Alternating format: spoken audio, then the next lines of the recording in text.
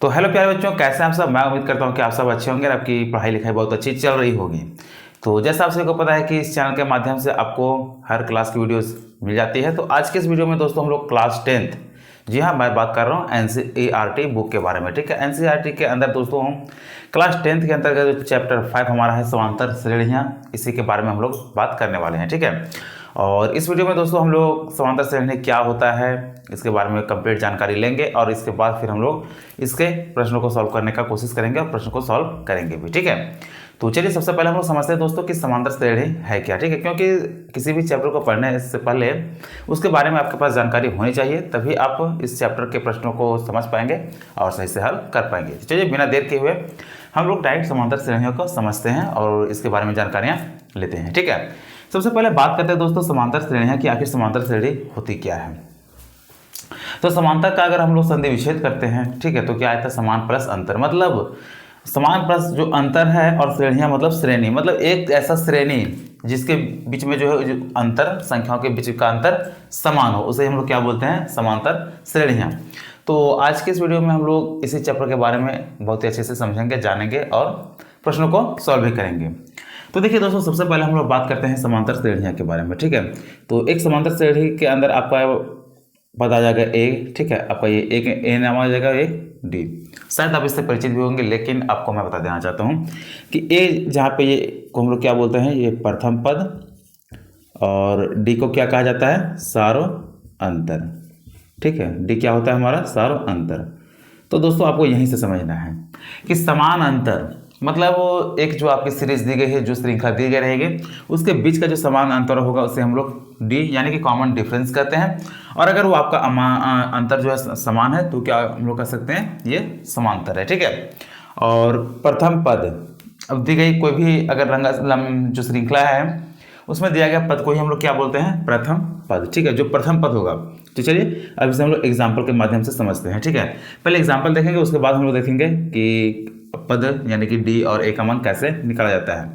क्योंकि आपके जो फर्स्ट एक्सरसाइज ही है 5.10.1, उसमें आपका प्रथम पद दिया है, सार्वंतर ऐसा कुछ करके निकालना है। ठीक है, तो चलिए दोस्तों, जैसे कि आपको हम एक श्रृंखला के माध्यम से समझाते हैं, जैसे कि 2, 4, 6, 8, 10, आगे नहीं पता। ठीक है, एक श्रृंखला हमारे पास 2, 4, 6, 8, 10 है, और दूसरा श्रृंखला है 2, 3, 5, -1, 6, 10। ठीक है, एक दूसरा श्रृंखला मेरे पास ये है। अब हमें चेक करना है कि इन दोनों में से कौन सा हमारा जो है वो समांतर श्रेणी के अंतर्गत है और दूसरा कौन सा है कि यह समांतर श्रेणी के अंतर्गत नहीं है। तो सबसे पहले दोस्तों हम लोग पदों की बात करते हैं। तो पहला पद को हम लोग A1 कहते हैं, दूसरा पद को A2, तीसरा पद को हम लोग बोलते हैं A3, चौथा पद A4 और नेक्स्ट पद आता है A5।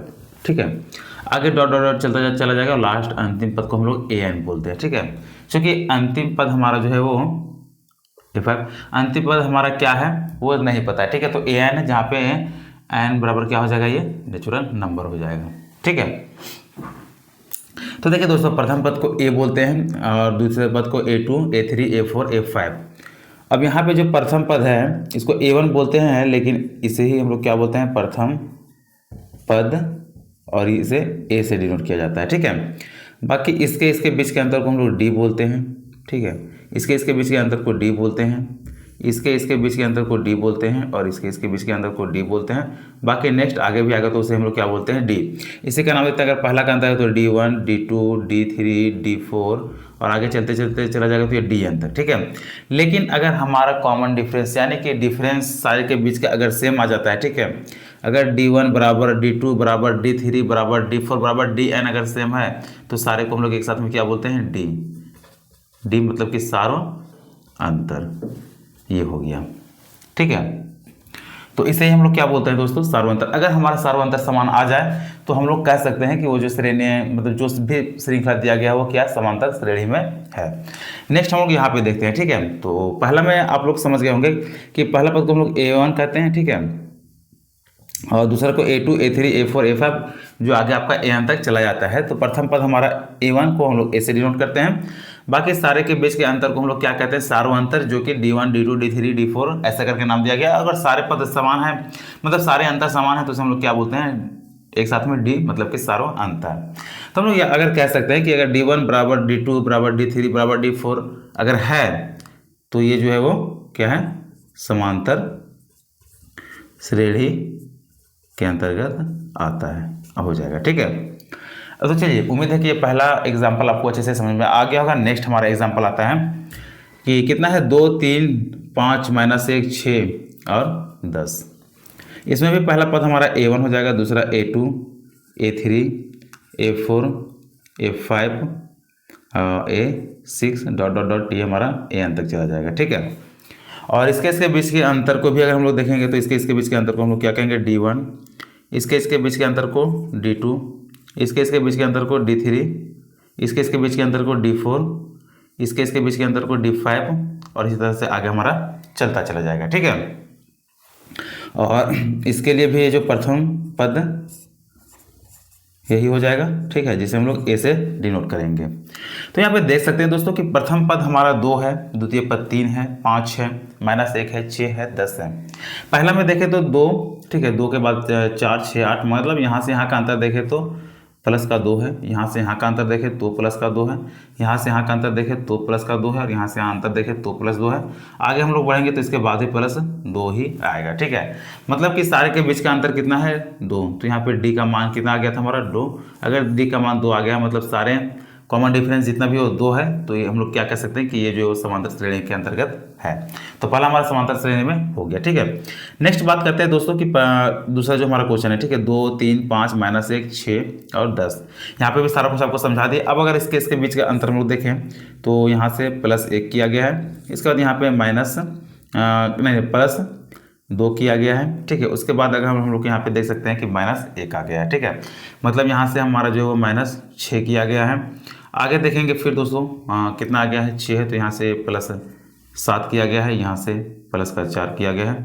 अब आगे क्या होगा ये हम लोग को नहीं पता, ये क्वेश्चन मार्क में आ जाएगा, क्या आएगा हम लोग को खुद नहीं पता। ठीक है, क्योंकि इसमें देख सकते हैं कि हमारा जो संख्याओं के बीच का जो अंतर है, +1 +2 -6 +7 +4, क्या बार बार या फिर सारे पदों का जो अंतर है क्या सेम आ रहा है, नहीं आ रहा है। तो हम लोग कह सकते हैं कि ये जो हमारा पद दिया गया है, मतलब ये दूसरा एग्जाम्पल है, ये समांतर श्रेणी में नहीं है, क्योंकि D1 बराबर नहीं है D2 का, बराबर नहीं है D3 का, बराबर नहीं है D4 का, आगे इसी तरह से चलते जाएगा। ठीक है, मतलब कि अगर सार व अंतर समान रहे तो ही हम लोग कह सकते हैं कि ये जो है पद आपका AP में है।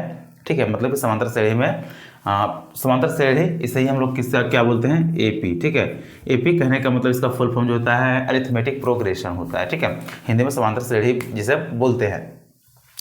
तो उम्मीद है कि दोस्तों समांतर श्रेणी आपको अच्छे से समझ में आ गया होगा। अगर नहीं समझ में आया तो एक और आपको एक छोटा सा एग्जांपल दे रहे हैं। ठीक है, जैसे कि आप बुक में भी देखेंगे, ये हमारे पास क्या है, ये सीढ़ी है। ठीक है, ये सीढ़ी है। चलिए यहाँ तक देख लें। समांतर श्रेणी कहने का मतलब दोस्तों यही होता है। सीढ़ी में आप देखेंगे कि ये जो आपको 2 किनारे साइड से लंबे दिए रहेंगे, उसके बीच में जो डंडी दिया हुआ रहता है, वो सारे के बीच का जो गैप है वो समान होता है। ठीक है, यहाँ से यहाँ का जो गैप है, यहाँ से यहाँ का और यहाँ से यहाँ का जो भी गैप है वो सेम होता है। जो यहाँ पे है वही यहीं पे होगा और ये वही यहाँ पे होगा। मतलब कि अगर अंतर या सीढ़ी के लिए हम लोग गैप बोलते हैं, बाकी अंतर देखें तो सारे का क्या होगा, समान होगा। तो यही क्या हो जाएगा, AP में होगा। मतलब एक सीढ़ी अगर कोई है तो AP में होता है। अगर रेल की पटरी है तो उसके बीच में जो दिए रहते हैं, आप देखे होंगे सीमेंट का, वो भी क्या होता है, AP में होता है। घर के कॉलम को जो हम लोग बांधते हैं, ठीक है, छड़ के साथ में, तो उसमें जो आपका रिंग डलता है वो सेम माप करके किया जाता है। ठीक है, तो वो भी क्या रहता है, AP में होता है। तो AP आप उम्मीद है कि अच्छे से समझ ही गए होंगे कि AP कहते किसको है। ठीक है, अब हम लोग बात करते हैं दोस्तों प्रथम पद या और सार्वंतर D है। ठीक है, तो मान लेते हैं किसी प्रश्न में दिया रहा, कुछ भी आपका श्रेणी दिया रहा है, आपका पूछ देगा कि आगे का नेक्स्ट पद क्या होगा वो निकालना है, या फिर पूछ देगा कि सार्वंतर क्या होगा वो निकालना है। तो उसे हम लोग कैसे निकालेंगे, चलिए उसे भी देखते हैं। चलिए दोस्तों, अब हमारे पास पहला आ जाएगा कि सार अंतर। ठीक है, सार अंतर कैसे निकालें, पहला आ जाएगा सार अंतर कैसे निकालें, और दूसरा हमारा क्या आ जाएगा, ये पहला पॉइंट है। ठीक है, दूसरा पॉइंट हो जाएगा कि आगे के पद कैसे ज्ञात करें। ठीक है, ये दो है और ये काफ़ी इंपॉर्टेंट है। अगर आप इसे समझ जाते हैं तो आगे के एक्सरसाइज को आप खुद से भी सॉल्व कर पाएंगे। ठीक है, चलिए सबसे पहले हम लोग समझते हैं दोस्तों कि सार्वंतर कैसे निकालें। तो जो आपको आप पहले बताया कि जो भी पद दिया रहेगा, ठीक है, पद आपका क्या नाम रहेगा, A1, A2, A3, A4, ठीक है, A5, इसी प्रकार से डॉट डॉट डॉट आपका दिया रहेगा। तो हम लोग इसमें सार्वंतर कैसे निकालेंगे। तो सार्वंतर के लिए पहला हम लोग D1 देखते हैं, D2, D3, D4। अगर सारा सेम आ गया तो हम लोग क्या कह सकते हैं कि कॉमन डिफरेंस, यानी कि D क्या है, समान है, तो इसलिए ये पद AP में है। तो D1 सबसे पहले निकालेंगे। तो D1 के लिए क्या हो जाएगा, A2 माइनस A1। आगे निकालेंगे D2, तो उसके लिए क्या करेंगे, आगे के पद में पीछे के पद को माइनस करेंगे। ठीक है, तो क्या आ जाएगा, A3 माइनस A2।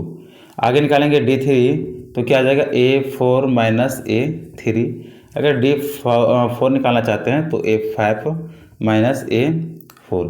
इसी तरह से अगर D5 निकालना चाहेंगे तो A6 माइनस A5 निकलेगा। ठीक है, इस प्रकार से क्या हो जाएगा, हमारा D निकल जाएगा, मतलब कि कॉमन डिफरेंस यानी कि सारों अंतर। तो यहाँ तक दोस्तों हम लोग इस तरह से सारों अंतर निकालेंगे। तो और इसमें इंपॉर्टेंट पॉइंट ये भी है कि सार अंतर पॉजिटिव, नेगेटिव और शून्य हो सकता है। ठीक है, इस बात को आपको खास ध्यान देना है। क्या बोला है कि सार्वंतर कैसे निकालें। तो सार्वंतर के लिए देख सकते हैं कि आपको जो भी पद दिया रहेगा, A1, A2, A3, A4, A5, आगे डॉट डॉट डॉट, ये AN तक चला जाएगा। ठीक है, तो अगर हम लोग सार्वंतर निकालना चाहें तो D1 बराबर A2 माइनस A1, मतलब कि पहला दूसरा पद जो है उसमें पहला पद को माइनस करेंगे। अगर आगे निकालेंगे D2 तो ये चेक कैसे करेंगे, तो A3 माइनस A2, नेक्स्ट कीजिए A4 माइनस A3, नेक्स्ट कीजिए A5 माइनस A4, आगे आएगा तो A6 माइनस A4। इसी तरह से हम लोग निकालते चलेंगे। ठीक है, अब आपको ये ध्यान देना है कि सार्वंतर पॉजिटिव, नेगेटिव और शून्य हो सकता है। ऐसा नहीं है कि आपको जो सार्वंतर आएगा केवल प्लस का ही नंबर आएगा, या फिर माइनस का ही, या फिर जीरो ही। ठीक है, तो ये आपका तीनों में से कुछ भी हो सकता है। आगे हम लोग देखेंगे। आगे हम लोग समझते हैं कि आगे के पद को कैसे ज्ञात करेंगे। मान लेते हैं कि A1, A2, A3, A4, A5 को दिया, तो आगे पूछ रहा है कि A6 क्या होगा, उसे कैसे निकालेंगे। ठीक है, तो हम लोग नेक्स्ट दोस्तों सबसे पहले देखते हैं A के लिए। तो हमारा A जो है क्या कहता है, प्रथम पद। इस प्रथम पद, इसी को हम लोग क्या बोलते हैं, A1। नेक्स्ट अगर हम लोग निकालना रहा A2, ठीक है, A2 कैसे निकालेंगे, तो हम लोग लेते हैं A प्लस में D। A2 के लिए A1 प्लस D। ठीक है, नेक्स्ट A3 निकालना चाहते हैं तो A2, चलो यहाँ पे A ही रहने देते हैं हम लोग, या फिर A1 हटा देते हैं तो इसे A ही नाम दे देते हैं। ठीक है, जो प्रथम पद है A प्लस 2D। और A4 के लिए A प्लस 3D। A5 के लिए A प्लस 4D। और आगे अगर AN के लिए निकालना चाहते हैं तो क्या होगा, A plus N minus 1 into D। ठीक है, तो ये हमारा पद निकल जाएगा। और यही एक हमारा फॉर्मूला भी होता है कि AN बराबर A plus N minus 1 into D। ये एक फार्मूला, इंपॉर्टेंट फार्मूला है। तो फार्मूला कैसे निकला आप समझ गए होंगे कि A बराबर क्या है, प्रथम पद A है, ठीक है, जिसे हम लोग A1 कहते हैं। और अगर A2 देखना चाहें तो A प्लस D, A3 के लिए A प्लस 2D, और A4 के लिए A प्लस 3D, और A5 के लिए A प्लस 4D। लेकिन अगर हमसे n पद तक पूछे जो कि हमें नहीं पता है, तो AN बराबर A plus N minus 1 into D, मतलब कि D को हम लोग जो पद निकालना रहेगा उससे एक पहले वाले पद के साथ में गुना करते हैं। ठीक है, और अगर नेक्स्ट अगर दूसरे तरीके से भी निकालना चाहते हैं तो वो भी हम लोग निकाल सकते हैं। जैसे कि पहला पद मान लेते हैं हमारा A हो गया, ठीक है, A1 हो गया। नेक्स्ट अगर हम लोग A2 निकालना चाहते हैं तो क्या करेंगे, A1 प्लस D कर देते हैं। ठीक है, A3 निकालना चाहते हैं तो हम लोग यहाँ से A2 प्लस D कर देंगे, क्योंकि अगर कॉमन डिफरेंस सेम है, सार्वंतर समान है, तो हम लोग केवल D को जोड़ते जाएंगे। ठीक है, A4 के लिए क्या करेंगे, तो यहाँ से A3 प्लस में D करेंगे, A5 के लिए A4 प्लस D, ये हो जाएगा। लेकिन आप इसे याद रखेंगे, ये आपके आगे के प्रश्नों को भी हल करने में मदद करेगा और ये काफ़ी आपको अगर एक बार समझ जाते हैं तो फिर कहीं भी आपको कोई परेशानी होने वाली नहीं होगी और आप आगे कहीं नहीं फंसेंगे। तो चलिए, जैसे कि आपको पहले ही बता चुके थे कि अब हम लोग सार्वंतर और आगे के पद को देखते हैं कि कैसे निकलता है। ठीक है, तो बस आपको मैं एक एग्जांपल बता देता हूँ और उसके बाद आप बताएंगे कि आपको समझ में आया फिर नहीं। तो नेक्स्ट हमारा क्या आता है, चलिए 2 क्वेश्चन है। ठीक है, 2 4 6 8 10 12 आगे डॉट डॉट डॉट नहीं पता। तो देखिए यहाँ पे तो आपको लग रहा होगा कि 2 4 6 8 ये काफ़ी इजी है। ठीक है, लेकिन अगर आप आगे प्रश्न को सॉल्व करेंगे, ठीक है, तब आपको सारा कुछ समझ में आ जाएगा कि ये जो है वो बिना फॉर्मूला के नहीं बन पाएगा। तो यहाँ पे सबसे पहले हम लोग देखते हैं प्रथम पद। तो ये हमारा क्या आ जाएगा, ये प्रथम पद हो गया। ठीक है, प्रथम पद हमारा कितना आ गया, 2, मतलब कि a बराबर कितना आ गया, 2। आगे अब हम लोग समझते हैं, सबसे पहले चेक करते हैं क्या ये एपी में है कि नहीं। अगर एपी में होगा तो इसके आगे के पद को हम लोग लिखेंगे। तो यहाँ से देख सकते हैं कि ये A1 A2 A3 A4 A5 A6 है। ठीक है, तो डी हम लोग कैसे निकालते थे, इसके बीच के अंतर को। ठीक है, मतलब कि यहाँ से D1 बराबर A2 माइनस A1, ये आपको पहले बता चुके हैं। D1 बराबर A2 माइनस A1। A2 यहाँ पे कितना है, 4। ठीक है, माइनस 2 बराबर कितना आ गया, 2। अगर यहाँ से निकालें तो क्या आ जाएगा, A3 माइनस A2, मतलब कि 6 माइनस 4 बराबर क्या आ जाएगा, 2। यहाँ पे निकालें तो 8 माइनस 6 बराबर 2। इसके बीच का अंतर निकाले तो 10 माइनस 8 बराबर 2। इसके बीच का अंतर निकाले तो 12 माइनस 10 बराबर 2। मतलब आप देख सकते हैं कि यहाँ पे जो डी का मान आया, डी का मान क्या आया, हर जगह पे 2 आया, मतलब कॉमन डिफरेंस 2 है। और प्रथम पद यानी कि ए बराबर कितना आ गया है, 2 ही है। तो बस इतने का ही हमें ज़रूरत है। ठीक है, अब A6 मान लेते हैं, यहाँ तक दे गया है। तो हमसे पूछा कि A7 और A8 क्या होगा, ये 2 हमसे क्वेश्चन पूछा है। ठीक है, तो यहाँ से दोस्तों A7 और A8 को कैसे निकालेंगे। तो यहाँ पे आप देख सकते हैं कि अगर हमको नहीं यहाँ से निकालना था नेक्स्ट पद ना, कि अगर A5 निकालना रहा तो A प्लस 4D निकालते हैं। ठीक है, अगर हमको चाहिए A7 तो क्या करेंगे, A प्लस 6D। तो चलिए यहाँ से लिख देते हैं A7 के लिए A प्लस 6D। तो A का मान कितना हो जाएगा, 2 है, प्लस 6 गुना में D का मान कितना है, 2। आगे हल करेंगे तो 2 प्लस 12 बराबर कितना आ गया, 14। मतलब कि A7 जो यहाँ का मान है 12 के बाद वो क्या आ जाएगा, 14। चलिए शायद आपको अगर नहीं भी दिख रहा होगा तो चलिए यहाँ से बता देते हैं कि कितना आ गया, 2 और प्लस 6 गुना 2, मतलब 6 गुना 12 प्लस 2 कितना आ गया, ये 14। ठीक है, आगे यहाँ से देखते हैं कि अगर ये A8, ठीक है, A8 पूछ दें तो हम लोग क्या करेंगे, A प्लस में 7D आ जाएगा। A का मान कितना है, तो A का मान 2 दिया गया है, 7 की जगह में 7 हो जाएगा, और D का मान 2 है तो 2। आगे करेंगे तो 2 प्लस 7 दूना 14। ठीक है, मतलब कि 14 और 2 16। A8 का मान कितना आ गया, 16।